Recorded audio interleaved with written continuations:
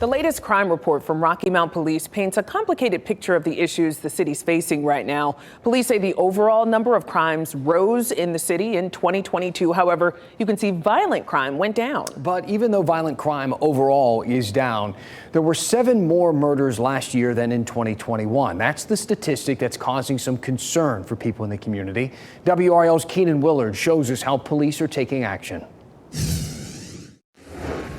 The new report from police was a mixed bag, showing progress in some areas, but a surge in other issues. We took that report to community members, asking how they feel about crime in the city.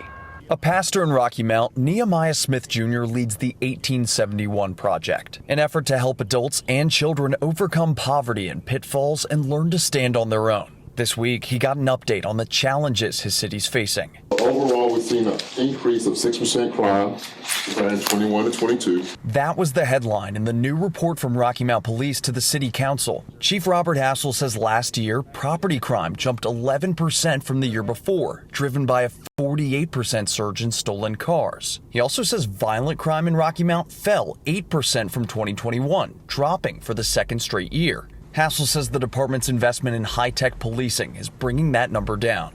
Fusus, our license plate readers, getting more information out there. It wasn't all good news, though. You know, we had 20 homicides last year, and that is, of course, a concern for most citizens. Murders rose from 13 to 20, a 54% jump. Hassel says out of those 20 murders, 14 were considered domestic related. Because of that, some feel the rise in murders doesn't show an increased threat to the community. A lot of times we see individual things happen and they seem horrific, and it blows up the bigger picture, and it makes it seem as if though crime is just rampant everywhere, but it's not. Others disagree, calling the rise in homicides their biggest red flag. That projects a level of fear throughout the community.